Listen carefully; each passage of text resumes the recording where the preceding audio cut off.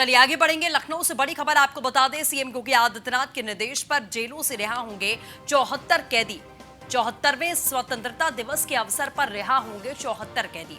सजा पूरी करके जुर्माना न जमा कर पाने वाले 40 कैदी रिहा होंगे। 34 कैदी आदर्श आचरण पर जेल से रिहा किए जाएंगे।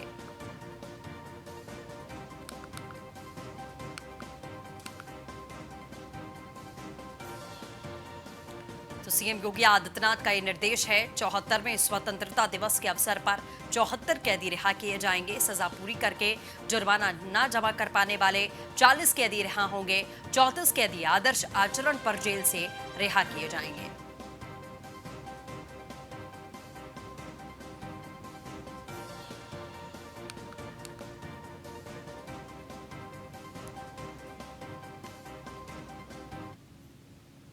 तो वहीं अमेठी को केंद्रीय मंत्री स्मृति ईरानी के सौगात। आंगनबाड़ी कार्यकर्तियों के लिए सखी ऐप का आगाज किया है। 151 उत्कर्ष आंगनबाड़ी केंद्रों का लोकार्पण किया। आपको बता दें, वर्चुअल तरीके से आगाज किया गया। अमेठी से सांसद और केंद्रीय मंत्री स्मृति ईरानी ने आज वर्चुअल माध्यम से लगभग 2250 प्रतिभागियों के साथ में जनपद अमेठी में स्वास्थ्य और पोषण मानकों और प्रारंभिक बाल्यावस्था शिक्षा के सुधार के लिए 151 उत्कर्ष आंगनबाड़ी केंद्रों का लोकार्पण और आंगनबाड़ी कार्यकर्तियों हेतु सखी ऐप का आगाज किया।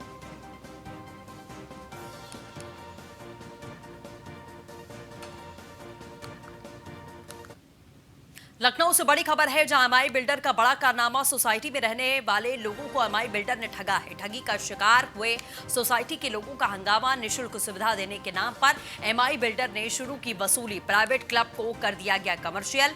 फ्लैट बेचकर लोगों को ठगने का एमआई बिल्डर करता रहा काम। ठगी करने वाला बिल्डर नहीं आ रहा सामने। करोड़ों की ठगी करके एमआई चला रहा अपना कारोबार। महिलाओं की सुरक्षा के साथ ही एमआई बिल्डर कर रहा खिलवाड़। पूर्व में भी एमआई बिल्डर को मिलती रही हैं शिकायतें।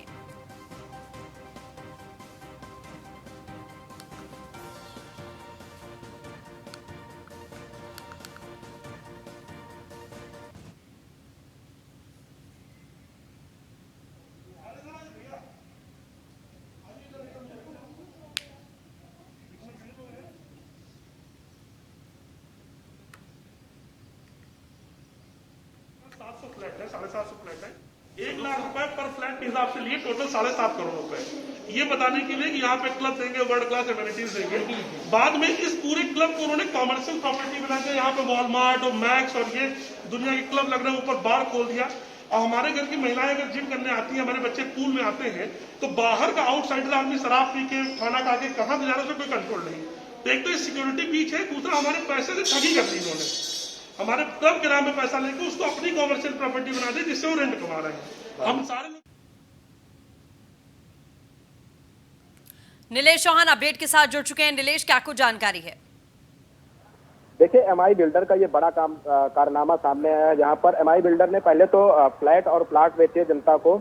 जनता ने जब अपनी गाढ़ी कमाई का करोड़ों रुपए खर्च करके एमआई बिल्डर से फ्लैट और प्लाट खरीदे, जिसमें साफ तौर पे ये कहा गया था कि एमआई बिल्डर जो है लोगों को वहां पर जो मूलभूत सुविधाएं होती हैं, चाहे वो जिम हो या फिर स्विमिंग पूल हो या बच्चों के खेलने का जो पार्क हो या फिर क्लब हो, उन तमाम चीजों को देने का वादा किया था। लेकिन जब वहां पर लोगों ने पोजेशन लिया, कब्जा लिया और रहने लगे, जिसके बाद से जिन चीजों का दावा एमआई बिल्डर कर रहा था कि वो उनको निःशुल्क दिया जाएगा, लेकिन जब कोई फ्लैट में रहने वाला इंसान वहां पर जाता है, चाहे वो क्लब जाता हो या स्विमिंग पूल जाता हो या जिम जाता हो, तो उनसे एक मोटी रकम वसूली जाती है, जिसको लेकर जो है आज एमआई बिल्डर के जो जिन एमआई बिल्डर से जिन लोगों ने फ्लैट और प्लाट खरीदा था, उन लोगों ने आज जमकर हंगामा काटा है। खासकर महिलाओं ने ये हंगामा काटा है और उन्होंने साफ तौर पे ये आरोप लगाए हैं कि एमआई बिल्डर ने उनसे धोखाधड़ी की है और करोड़ों रुपए का जो उन्होंने एमआई बिल्डर के साथ इन्वेस्टमेंट किया था, कहीं ना कहीं अब उसमें भी एमआई बिल्डर धोखाधड़ी कर रहा है। तो लगातार जो है एमआई बिल्डर के ऊपर इससे पहले भी शिकायतें सामने आई हैं, जिसमें साफ तौर पे लोगों का ये आरोप रहा है कि एमआई बिल्डर ने उनसे पैसा लिया, लेकिन जो सुविधाएं देने की बातें की गई थी, लिखित में दिया गया था, वो कुछ नहीं दिया गया सिवाय उनके चलिए बिल्कुल नीलेश, आप नजर बनाए रखिएगा, आपसे अपडेट लेते रहेंगे। फिलहाल के लिए शुक्रिया। लखीमपुर खीरी से बड़ी खबर है, 15 अगस्त को लेकर नेपाल बॉर्डर पर अलर्ट जारी किया गया है। आपको बता दें, लखीमपुर खीरी के एसपी सत्येंद्र कुमार ने जानकारी दी है। भारत नेपाल बॉर्डर पर 15 अगस्त को लेकर अलर्ट जारी किया गया है।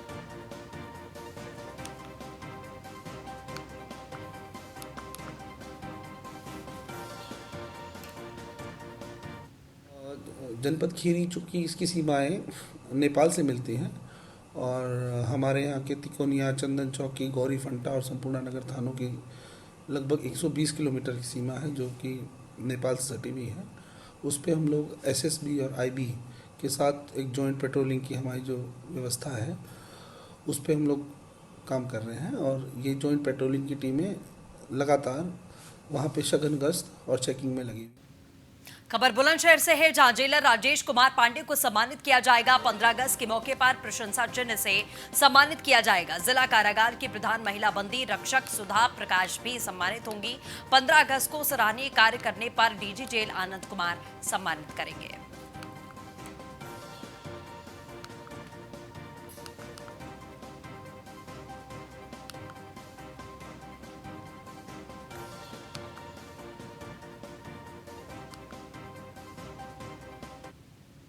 खबर गाजियाबाद से है जहां 30 किलो गांजा के साथ में तस्कर गिरफ्तार। स्कूल कॉलेज में पढ़ने वाले छात्र लेते थे इनसे गांजा चरस। पुलिस इनके संपर्क में रहने वालों की तलाश में जुटी हुई है। आपको बता दें गाजियाबाद कोतवाली इंस्पेक्टर विष्णु कौशिक ने गिरफ्तारी की है।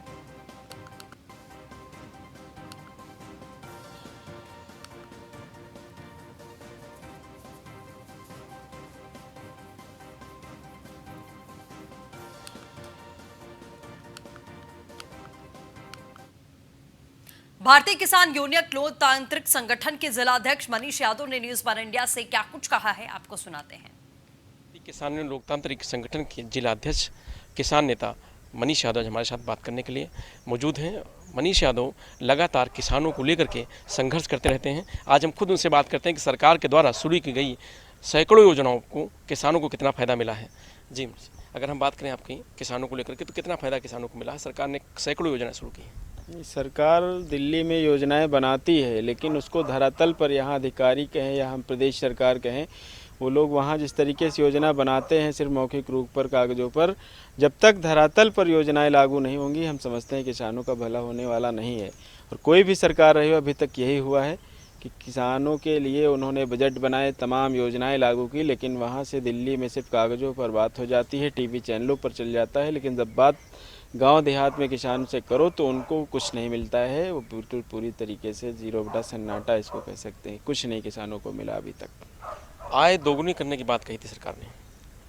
नहीं, आय दोगुनी कैसे होगी जब किसानों को उनका वाजिब मूल्य नहीं मिलेगा, तो आय दोगुनी कैसे होगी? आप देखिए कोई भी फैक्ट्री अपना कोई भी प्रोडक्ट बनाती है तो उसका एक मूल्य निर्धारित होता है। मान लीजिए उदाहरण के तौर पर एक माचिस अगर कोई फैक्ट्री बनाती है तो उसका एक फैक्ट्री तय करती है कि 1 रुपये की बिकेगी।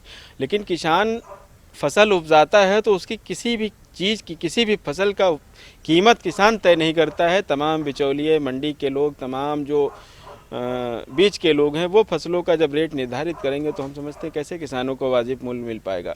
सरकार जब तक इस पर काम नहीं करेगी कि सरकार जो है किसानों का जो लागत मूल्य का कम से कम 1.5 गुना दे, तभी किसानों को भला होने वाला है, वरना किसानों का कोई भला नहीं हो रहा है।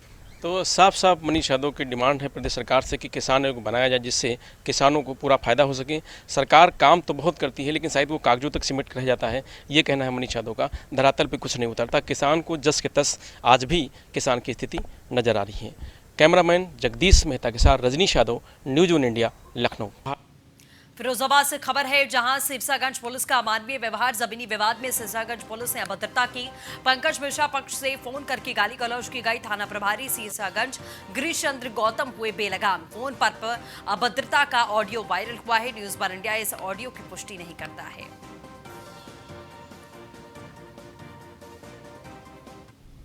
मेरा एक मकान थाना न्यू आगरा जनपद आगरा में है जी, जो कि डॉक्टर मनीषा गुप्ता से इसकी सौदा हुई है जी।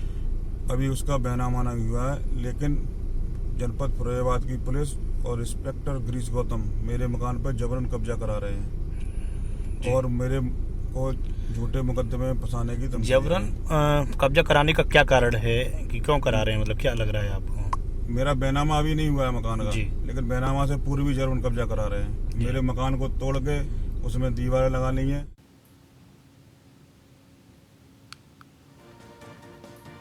तो न्यूज़ वन इंडिया इस ऑडियो की पुष्टि नहीं करता है। सिरसागंज पुलिस का अमानवीय व्यवहार। फिरोजाबाद से आपको यह खबर हम लगातार बता रहे हैं। जमीन विवाद में सिरसागंज पुलिस ने अभद्रता की। पंकज मिश्रा पक्ष से फोन पर गाली गलौज की है। थाना प्रभारी सीसागंज गिरीश चंद्र गौतम बेलगाम।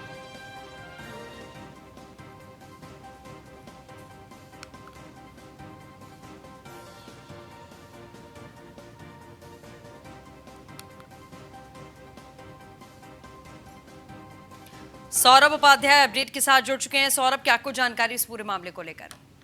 बिल्कुल, देखिए आगरा का एक जमीनी विवाद है जिसको लेकर फिरोजाबाद की सिरसागंज पुलिस जो है जिस तरीके का व्यवहार थाना प्रभारी द्वारा किया गया है। एक पक्ष पंकज मिश्रा है जिनकी एक बिल्डिंग है, उसको किसी दूसरे से खरीदारी को लेकर कुछ विवाद चल रहा है। इसमें सिरसागंज जो थाना प्रभारी है गिरीश चंद्र गौतम, उन्होंने जिस तरीके से भाषा का प्रयोग किया है, गाली गलौज की है, तो सीधे तौर पे पंकज मिश्रा का ये आरोप है, उनका ये कहना है कि जो थाना प्रभारी हैं गिरीश चंद्र गौतम और उनके नेहरू स्थित मकान पर वो जबरन कब्जा करा रहे हैं, ऐसा उनका कहना है।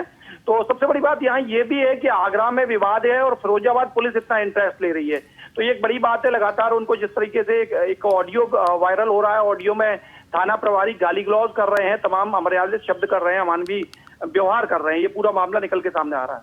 चलिए, अपडेट के लिए शुक्रिया।